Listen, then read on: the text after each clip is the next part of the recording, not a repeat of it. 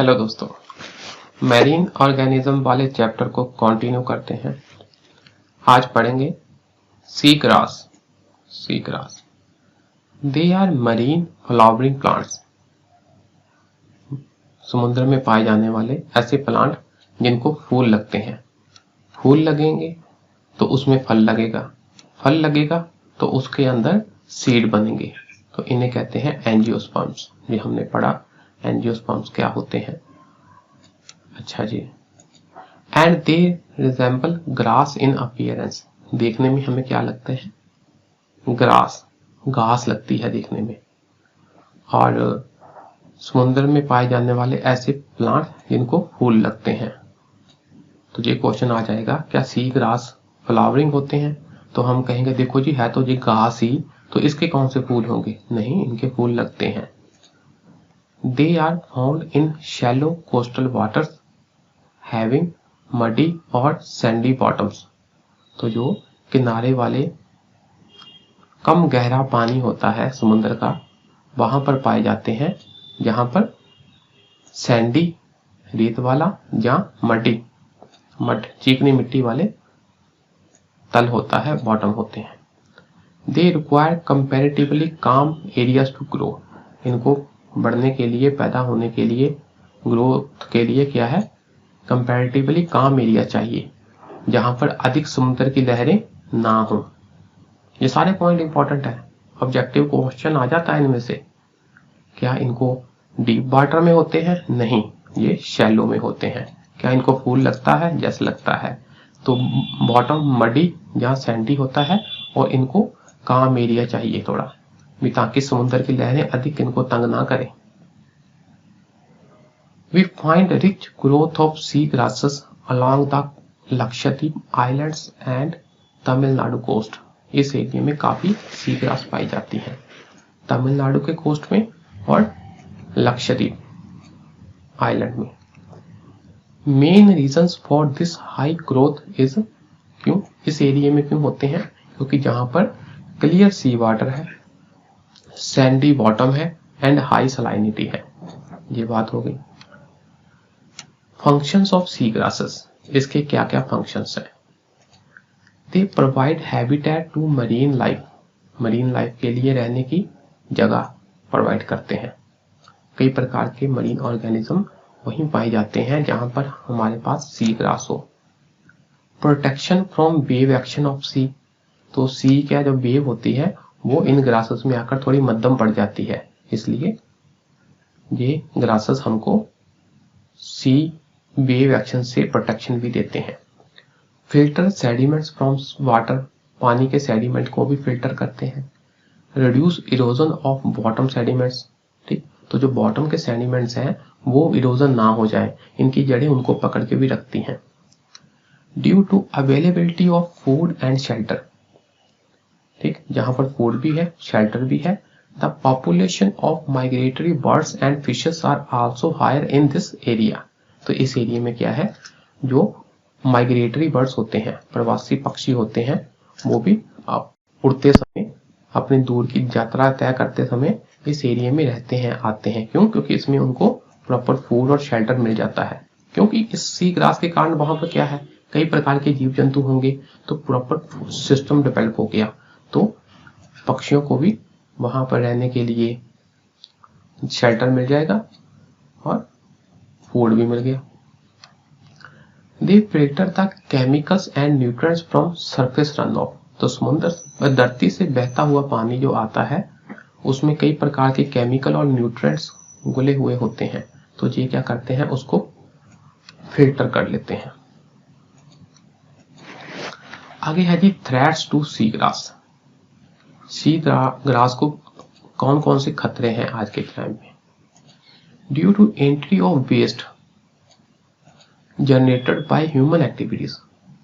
हमने जो अपना वेस्ट जहां पर ऐड कर दिया, चाहे हाउस होल्ड वेस्ट हो, सीवेज, चाहे इंडस्ट्रियल वेस्ट हो, चाहे एग्रीकल्चर रन ऑफ हो, किसी भी प्रकार के सोर्स से हमने जब ज्यादा इसमें वेस्ट ऐड कर दिया, तो उसमें जहां पर न्यूट्रिएंट एक हिसाब से हमने ऐड कर दिए, तो जब न्यूट्रिएंट ऐड कर दिए तो यूट्रोफिकेशन हो गई। यूट्रोफिकेशन होगी तो वहां पर बायोलॉजिकल एक्टिविटी इतनी बढ़ गई कि उसके बाद क्या है कि वहां पर ऑक्सीजन की कमी हो जाएगी, और दूसरा हमने पोल्यूशन की एंट्री से उस एरिया की सिल्टेशन भी कर दी कि उसमें जो कण है, साफ पानी नहीं रहा, उसमें कणों की सिल्ट क्या होते हैं, क्ले और सैंड के बीच वाला मिट्टी का साइज, बेसिकली हमने मिट्टी काफी ऐड कर दी।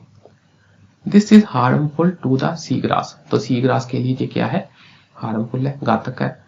Increased human activities for resource exploitation led to trawling, over exploitation for commercial purposes and construction activities along the coast.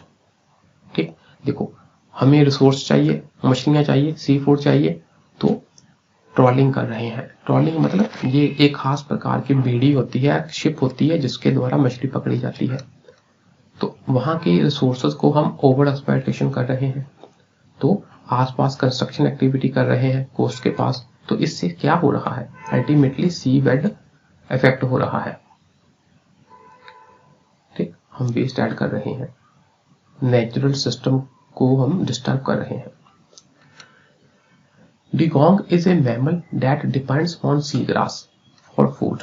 Dugong एक प्रकार का मैमल है। मैमल कौन होते हैं, जो जिनकी फीमेल में दूध की ग्रंथियां होती हैं, अपने बच्चे को वो दूध पिलाती हैं, तो वो एक मैमल है डुगोंग। तो वो जो कि सी ग्रास के ऊपर डिपेंड करता है। जब सी ग्रास ही नहीं रहेगी, ये कम होगी, तो ये डुगोंग भी क्या है, is on the verge of extinction, ये भी खत्म होने की कगार पर है, due to sea grass habitat loss और डिग्रेडेशन। सी ग्रास को हमने खत्म कर रहे हैं, उसको डिग्रेड कर रहे हैं, उसकी क्वालिटी को खराब कर रहे हैं, इसके कारण उसके ऊपर डिपेंड है एक मैमल, क्या नाम है उसका, dugong.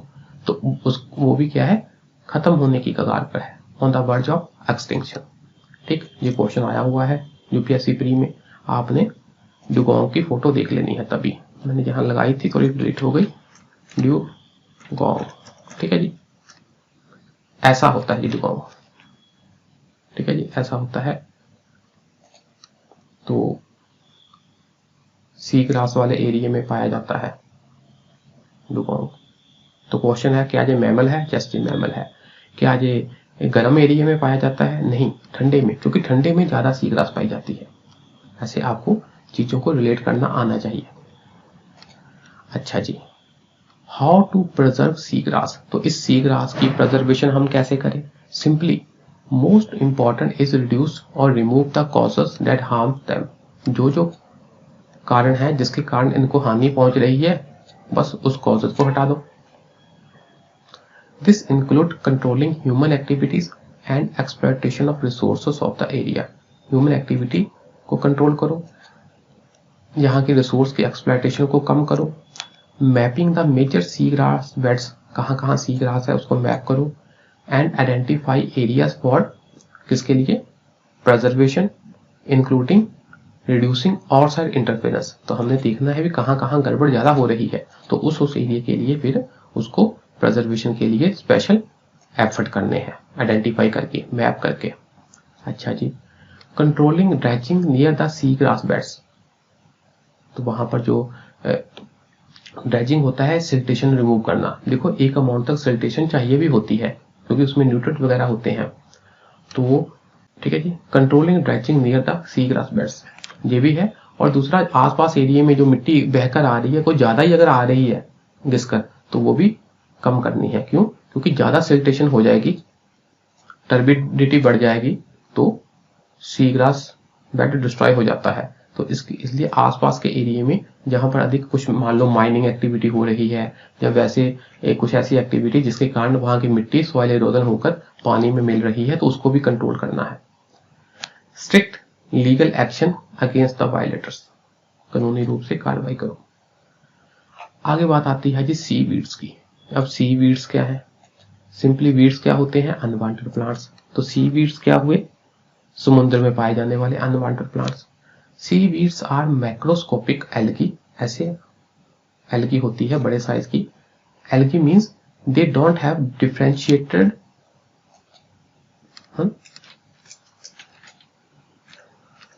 Of differentiation of true roots, stems and leaves. उनके जड़ों में, तनों में और पत्तों में आप अंतर नहीं कर पाओगे अगर हम उसको देखें, उसे कहते हैं एल्गी। ग्रीन कलर की होती है, इसको फोटो देख लेनी आपने गूगल करके। तो इसमें क्या है, डिफ्रेंशिएशन नहीं होता, इनके जड़ों में, इनकी तनों में और उनके पत्तों में आप अंतर नहीं देख सकते। They have leaf like appendages, appendages मतलब थोड़ा बड़ा हुआ हिस्सा। They are found attached to rocks, rocks के साथ साथ, कोरल के साथ साथ, and other submerged strata in the intertidal zone. Intertidal zone क्या होता है, हाई टाइड और लो टाइड वाला एरिया, इन बिटवीन वाला area, land between high and low tide, उसे कहते हैं इंटरटाइडल जोन। तो उस एरिया में ये पाए जाते हैं। एंड और कहाँ कहाँ, इन द शैलो सब टाइडल जोन, ठीक, टाइड के नीचे वाले जोन पर भी, जो कि अधिक गहरा नहीं है, वहां भी ये पाए जाते हैं। ठीक है, आपने पढ़ लेना। इनके फंक्शन देख लेते हैं। Functions, they are food for marine organisms, तो मरीन ऑर्गेनिज्म के लिए ये फूड की तरह है। जैसे जमीन पर पेड़ पौधे घास को खाते हैं हर्बीवोर्स, उसी प्रकार मरीन ऑर्गेनिज्म में पहले फूड स्टेप में, ठीक, इस वीड्स को खाया जाता है। And acts as breeding ground for fish, तो जहां पर फिश अपने प्रजनन करती है इस एरिया में जहां पर सी वीड्स होते हैं, ये बात भी है। These are sources of sediments because they trap the sediment, sediment को ट्रैप करते हैं, इसलिए जहां पर हम सेडिमेंट को क्या कर सकते हैं, निकाल भी सकते हैं, इनको कलेक्ट कर सकते हैं, क्योंकि घास में क्या है, सेडिमेंट जम जाएंगे। थोड़ा यूजेस पढ़ लेते हैं। Uses of seaweeds, being rich in nutrients, seaweeds are used as a food for humans, काफी न्यूट्रिएंट से भरपूर होते हैं, तो इसको हम फूड की तरह यूज भी करते हैं। फीड फॉर एनिमल्स, एनिमल को भी चारा, एनिमल के लिए भी चारे के रूप में यूज करते हैं। And as a fertiliser for plants, ठीक, फीड और फर्टिलाइजर के रूप में भी हम इसको यूज करते हैं। It also has medicinal properties, medicinal properties भी होती है इसमें। And used as a drug to treat goitre, stomach and intestinal disorder, पेट से संबंधित गोइट्री होती है जो हमारी गले में ना ग्रंथियां वगैरह जिसकी, इससे संबंधित कोई ये इन रोगों को जो ट्रीट करने के लिए दवाइयां बनाई जाती है इससे। सिंपली आप मेडिसिन पर्पज भी याद रख लो तो बहुत है। Various products like agar agar, iodine, alginates which have commercial value are extracted from seaweeds, ठीक है जी, कई प्रकार के प्रोडक्ट भी हम इनसे निकालते हैं। ऑन बायोडिग्रेडेशन, जब इनका विघटन होता है, seaweeds can produce economically important gases like, तो क्या है, कौन कौन सी गैसेस, मीथेन वगैरह को भी हम प्रोड्यूस कर सकते हैं इनके बायोडिग्रेडेशन से, तो जिसको हम फ्यूल के रूप में यूज कर सकते हैं। Date to in large quantity, ऐसा नहीं कि कम क्वांटिटी, काफी अधिक क्वांटिटी में मीथेन प्रोड्यूस की जा सकती है, तो ये भी एक अच्छा इनका फंक्शन हुआ। ऐसे क्वेश्चन आ जाते हैं कि इनका क्या क्या यूज है, तो वहां पर एक को यूज होगा, इससे मीथेन प्रोड्यूस हो सकती है, तो कंफ्यूज मत होना, हाँ हो सकती है, ये क्लियर कट हमने आपने पढ़ा होगा। Extracts of some seaweeds have antibacterial properties, antibacterial properties भी है, बैक्टीरिया को मार देती है। Seaweeds can strongly bind and accumulate heavy metals, heavy metals को भी क्या है अपने में एक हिसाब से उनको बाइंड कर लेती है। जैसे कोई पोल्यूटेड मटेरियल ऐड कर दिया आपने पानी में, तो सीवीड क्या करेगा, उसमें से पोल्यूशन को होल्ड कर लेगा, ठीक है ना, तो सीवीड क्या करेगा, पोल्यूशन को बाइंड कर लेगा और अकोमुलेट कर लेगा, खासतौर पर हैवी मेटल्स को। हैवी मेटल बहुत हानिकारक पोल्यूशन होते हैं, पोल्यूटेड होते हैं। So they are also used as a indicator of coastal pollution, तो जहां पर कोस्ट में सीवीड अधिक हो गए हैं तो आप समझ लो पर, व्हेन सीवीड इज रॉटन, जब सड़ते हैं तो क्या होता है, एक हाईली टॉक्सिक गैस, क्या नाम है उसका, हाइड्रोजन सल्फाइड इज प्रोड्यूस्ड, तो ये काफी जहरीली गैस होती है, टॉक्सिक होती है, ये प्रोड्यूस होती है। This causes hydrogen sulphide poisoning and can cause vomiting and diarrhoea, इससे वॉमिटिंग और डायरिया भी हो सकता है।